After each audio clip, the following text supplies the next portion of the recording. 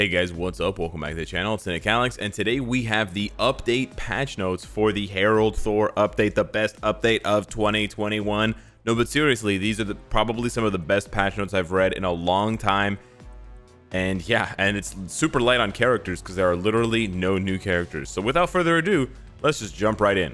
We've got the 3 new uniforms for Herald Thor, Loki, Agent of Asgard, and Valkyrie, Fearless Defenders. These uniforms look fantastic. Thor is rocking all his new buffs since the latest APK change. These just all 3 look like must buys if you have any intention to use these characters in any kind of high level content. I'm going to be insta buying all 3. Obviously, I'm still reserving my actual final judgment. I'm saying they seem like insta buys, but yeah, I'm pretty sure I'm going to be very happy with all 3 of these uniforms. And then, of course, Valkyrie's getting her awakening, Loki's getting his tier 3, and Thor is getting pretty much everything but the power cosmic tag. So that's pretty exciting. We're getting 13 new potential enhancements for these characters, the 13 different characters. This is a lot of characters. They're just knocking these all out of the park simultaneously. Unfortunately, this doesn't mean much for most of these characters. It's possibly a resurgence of people using Destroyer in PvP because of the added HP. It also means that, you know, Heimdall's going to get his awakening. It could mean something, or we've data mined something for Sif with an awakening. Could be a tier 3 for Daisy or Hela, given the nature of the update and given that they're sort of like high tier, notable characters. I mean, Hela's literally part of the family with Odin and his kids. But otherwise, like Warriors 3, Ulik, Angela, Scourge, Malekith, don't see anything in their future for the time being, unless they do a War of the Realms update. And then Scourge, and then who did I leave out of here? Oh, Jane Foster was gonna have to wait until Thor, Love and Thunder. Yeah, so don't read too much into these. Don't rush to get these characters to level 70 unless you're swimming in bios, swimming in black antimatter cast North Stones. But yeah, it's nice to see that all these characters are going to at least have level 70. We've got the tier 3 skill for Loki, still looking as gorgeous as ever. Just looks awesome. Not much to say about it. The effects seem the same. Again, I don't have the APK to compare notes, but it doesn't seem like they've changed anything or removed or nerfed anything. They rarely do that anyways.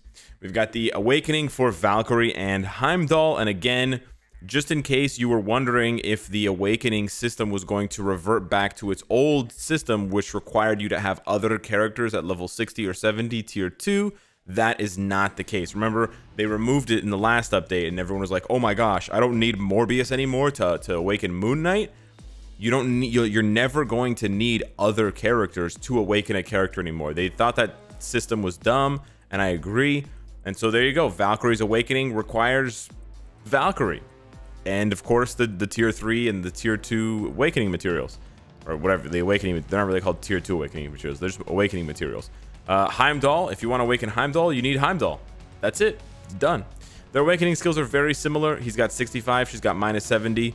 It's really just going to come down to the character and their skills. Obviously, Valkyrie's got a brand new host of skills. Heimdall doesn't.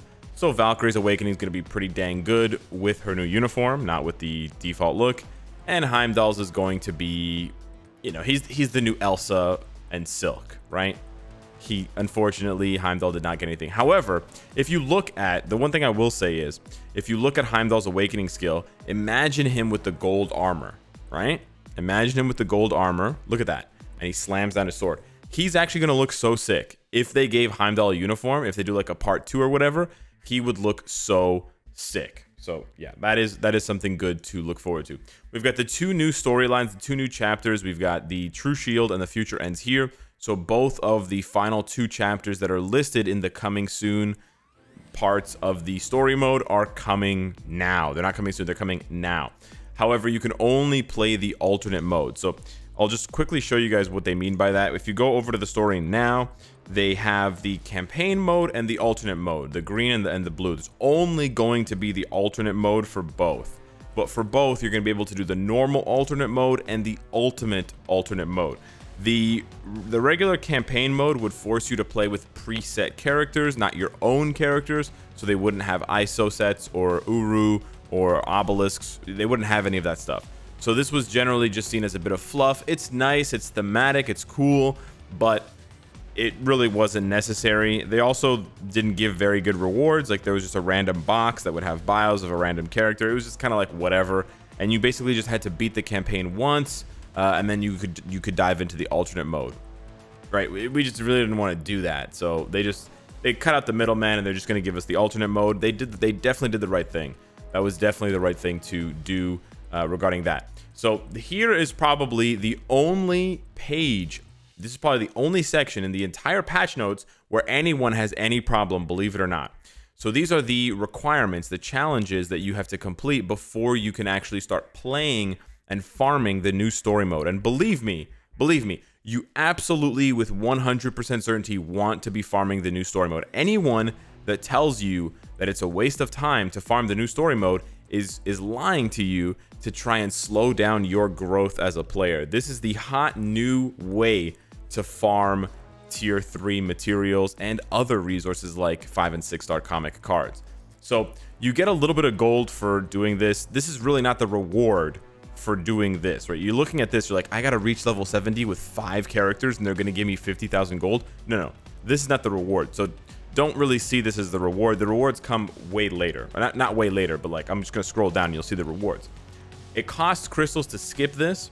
Really, the only important thing you need to know, because you can already get level 70 with Phil Coulson, Sif, Agent 13, and Nick Fury, and most players already have, if they have these other characters, they probably already have Phil Coulson and Nick Fury level 70, so really it's only Sif and Agent 13. The only one you can't get level 70 right away on day 1, if you don't get lucky with her potential, is Daisy Johnson. So my advice to you, if you really want to get a head start on this, because it could take you a few days to get Daisy Johnson's potential. It's not going to take you very long. I think it's going to take you like 3 or 4 days max. But if you want, again, if you're a mid-level to high-level spender, you could spend the 300 crystals, because it's 1,500 to complete now. I'm assuming it's 300 per character, because 3 times 5 is 15. I did this math ahead of time.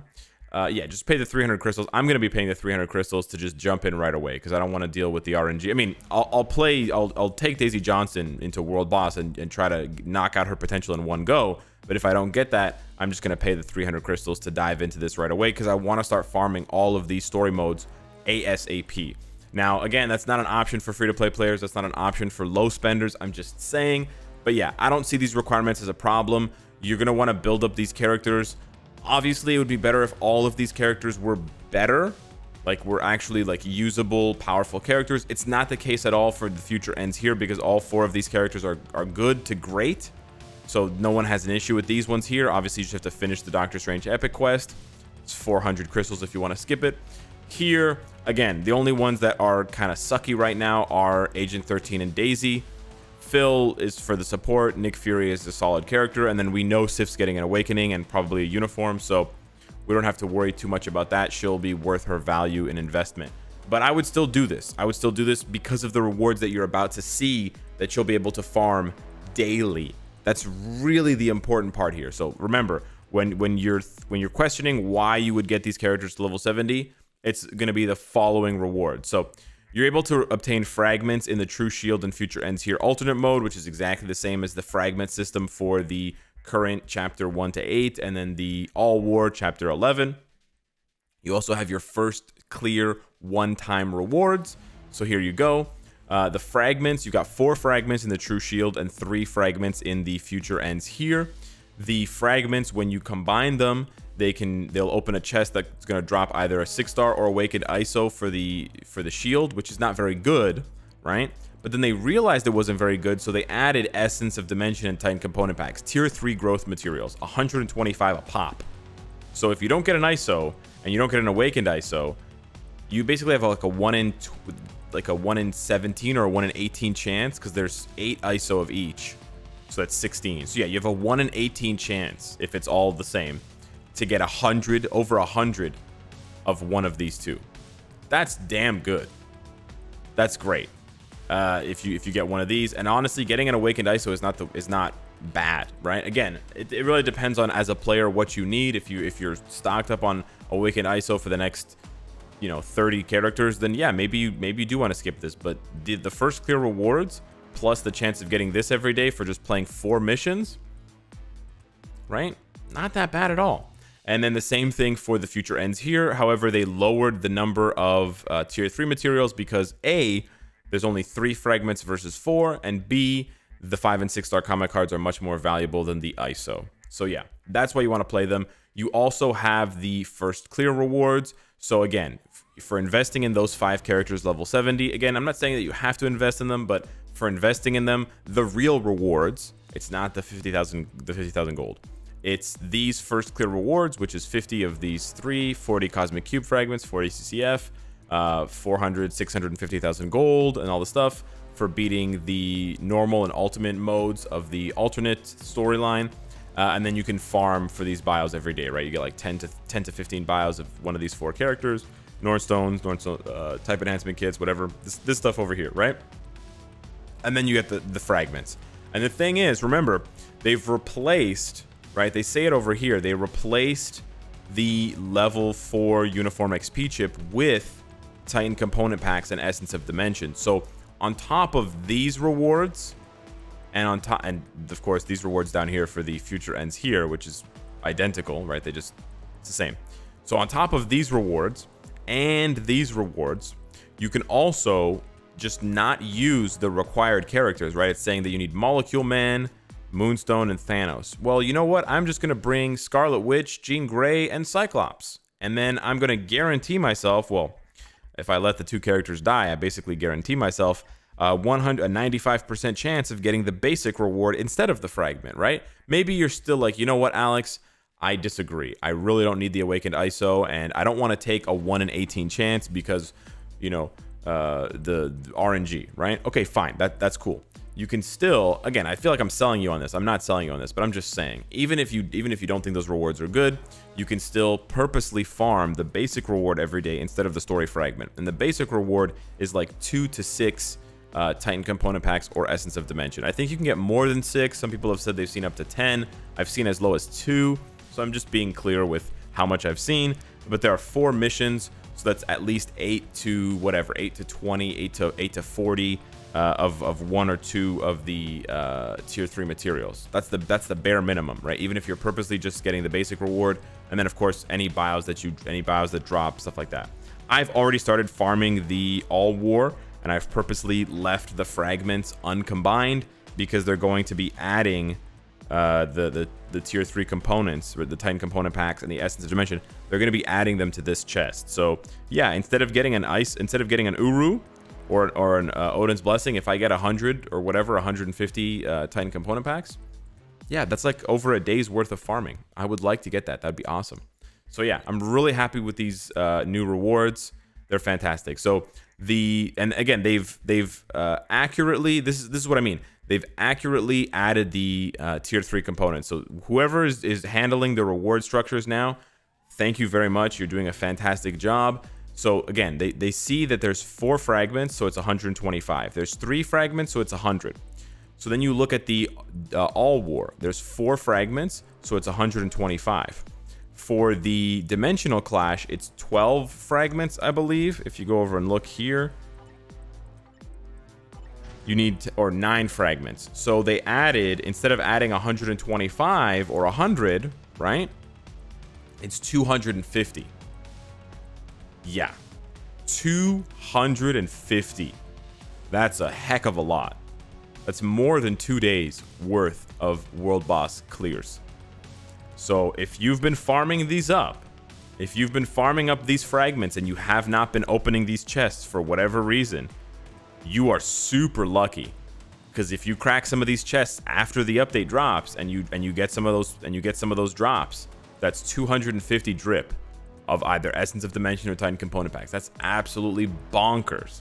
Now, sure, it takes a while to farm up all 9 of these fragments every single day, but you know what? For 250, a chance at 250 of each, and if you don't get it, you can still get a decent reward with the type enhancement tickets, and you get all the bios and all the Nornstones and you know, type enhancement kits, right?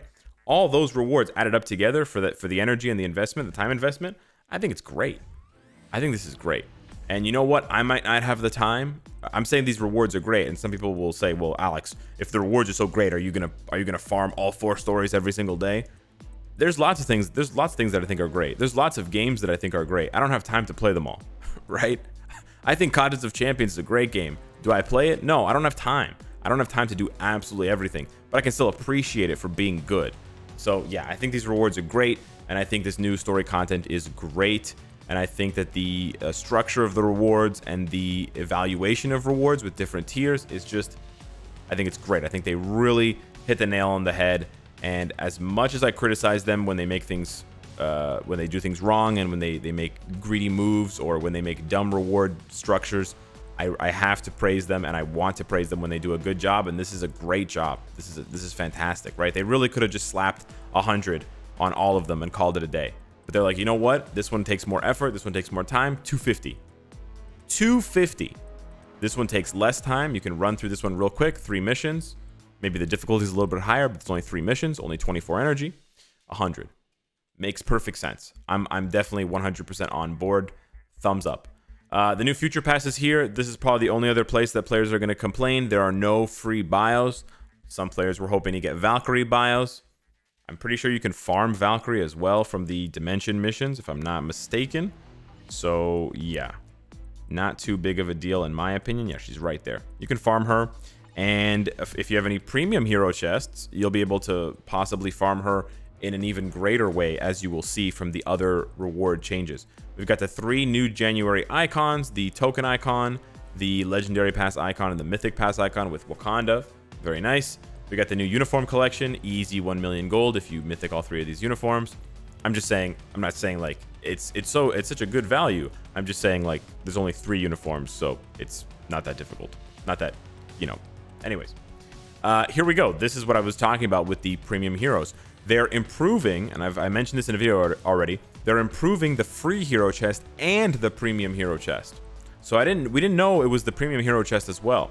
So the free hero chest is improving from a 1-star to a 3 to 6-star, which is awesome.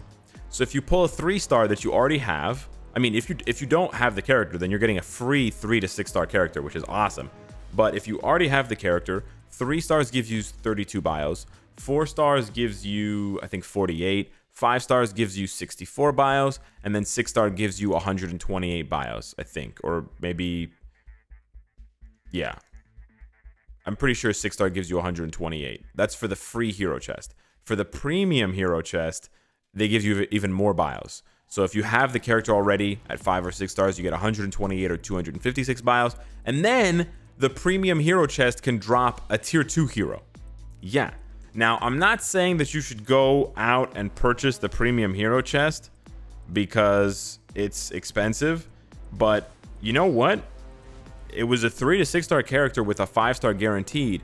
I'm assuming now it's going to be a 5 to 6 star character with a tier 2 guaranteed. Honestly, that's not the worst thing in the world. 3,000 crystals for a crack at a tier 2 premium character. There are some bad premium characters, but there are a lot of good ones, and they're reworking a lot of them. Anyways, so yeah, if you're a new player and you're a whale, maybe drop some crystals on this. Maybe. It's honest, a free, bam, automatically, Namor tier 2, right away. I don't know. Not the craziest thing. Anyways, I like reward improvements. I do. Anyways, the whole point of what I'm trying to say is, if your free hero chest is on a long timer, don't open it now. Wait until after the maintenance and then crack it open. I'm gonna open mine now because mine is on an 11 or 12-hour timer because I'm a very high VIP level. So I'll just open it now and show you guys what I'm talking about. But I'm gonna crack mine open and get my 8 bios because mine, you can see, next free in 11 hours 59 minutes. So by the time the maintenance starts, mine is going to refresh, and then when I open the game after the maintenance is over, this is going to net me a free 3 to 6 star character. But if yours has a 24-hour cooldown, which is VIP 0, or whatever, it's like 23 or 22 hours, just wait until the maintenance is over to open it. Don't open it now.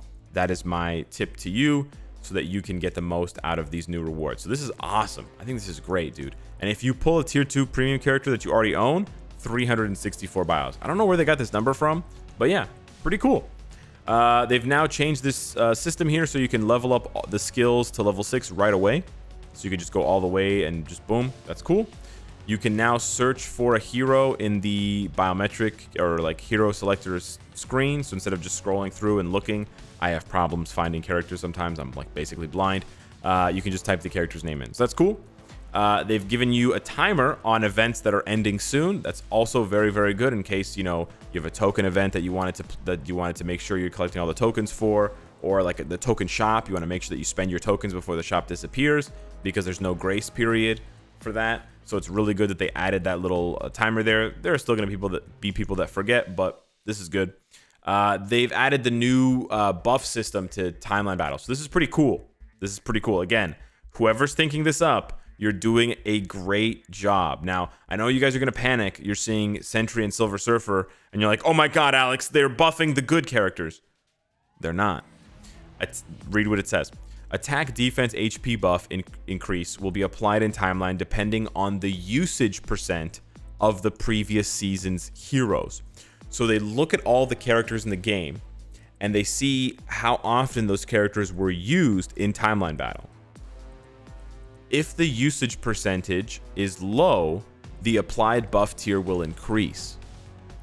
The attack, defense, HP increase percentages become higher as the buff tier increases.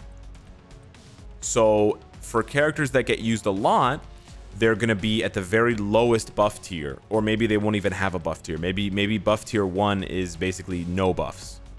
We don't know. Or maybe it's like the minimum buff, which is 10% attack, defense, HP. But for characters that never get used in timeline battle, where their usage is 0, like Negasonic Teenage Warhead or Valkyrie or Heimdall, they're going to be at the very highest buff tier. Now, I'm a little bit disappointed that they didn't include more information, like how many buff tiers there are. That's really pertinent information. Like if there's only 3 buff tiers, it's not going to be as good of a system. Hopefully there's at least 5 buff tiers, because if it goes up by 10% each time and you can get up to 50% attack, defense, and HP, that will seriously make some characters usable in PvP. I know you don't believe me, but characters like Thane, characters like Red Skull are almost close enough to being usable and being actually good in PvP. They just don't have quite enough stats to keep up with the tier 3s. If my Red Skull gets 50% attack and defense and HP, you bet your ass he's coming for Sentry. He's coming for Jean Grey. It's going to be awesome. So I love the fact that they are highlighting this. This system is probably going to need some tweaking. It's probably not going to be perfect from the beginning. So I hope that they monitor the system and they monitor the feedback. But I'm really happy to see them doing this kind of initiatives. And I'm really happy to see them trying to encourage us to use different characters by looking at usage percentages, looking at the in-game data, and using that to sort of say, hey guys, we're going to give you more of an incentive if you want to play as Elektra or these kind of like lower tier characters, rather than just stomping out your opponents 24/7 with these characters, right? It's also going to be interesting to see if these buffs apply when you attack a character, because, you know, we go to timeline battle and we're like, hey, this guy's got a hilarious team. It's so weak, right? We're like, oh, he's using Sif, Valkyrie, or, you know, he's using Sif, Jane Foster, and Angela. If they have the maximum buff tier, you might have to be careful, right? Who knows? If a 50% buff could make some of these characters suddenly turn around and one shot or 2-shot your team when you're fighting against them. So I love this. I think this is great. Now, when you click on one of these portraits, it's going to take you to the hero information screen of the character that you clicked. That's cool. Now you can look at the patch notes from the update pop-up by clicking this little button down here. That's cool. Nice little quality of life stuff. Agent level growth score will be applied when a native tier 3 hero strengthens for each step. This is an indication that we are going to be getting more native tier 3 characters. Also, the rank 2 CCF is nowhere to be found.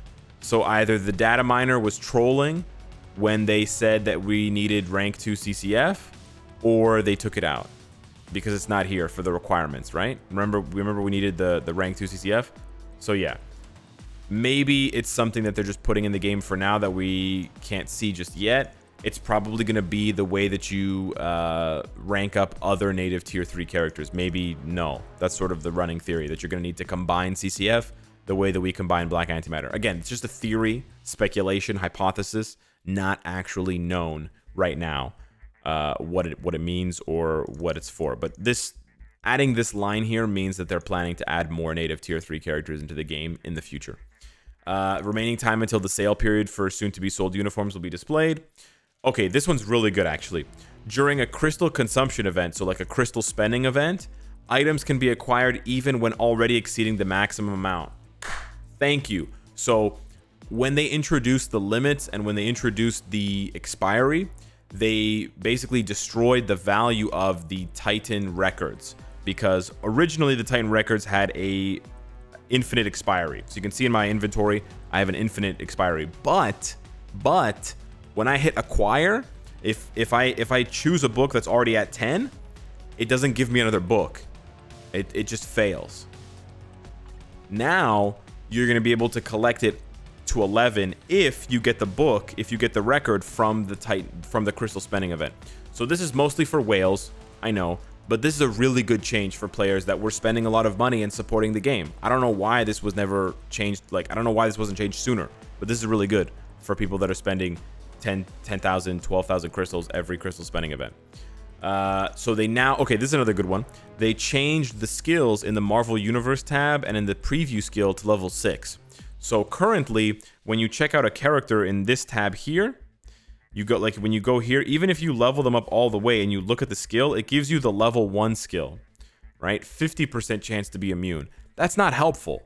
So then you have to go and like figure out in your head like what it would be at level 6. So they changed that now. Now it's going to be level 6. So this is much better for players who are trying to figure out the value of a character before they get the character, before they invest. And also in the skill preview, you can see the full buff effects. It doesn't matter for damage, but at least you can see the full buff effects of the level 6 skills. You can also remove the blur effect. There are some awakening skills and some skills that have a blur effect on the screen. You can remove that in the menus now. Another awesome quality of life change, or another good quality of life change. So yeah, there you go. Those are the patch notes. I gotta say, these might be the best patch notes I've ever read. They're not the thickest patch notes, but they're basically lean and perfect. There are no mistakes. There are no, booby traps. There's nothing greedy. There's nothing, it's just good stuff. Rewards, awesome reworks. I love it. I love it. If we get a couple more updates like this year, and we get the timeline battle improvements, rewards, and the Alliance Conquest game mode, gameplay and improvement and reward improvements, we're sitting pretty. 2021, is this the year of Marvel Future Fight? I'm pretty sure I said this last year, and I don't know if I was right, but yeah, is 2021 the year of Marvel Future Fight? Let me know. Anyways, guys, I'll see you on Twitch later tonight for the live stream. Thank you so much for watching, and I'll see you in the next one. Take care.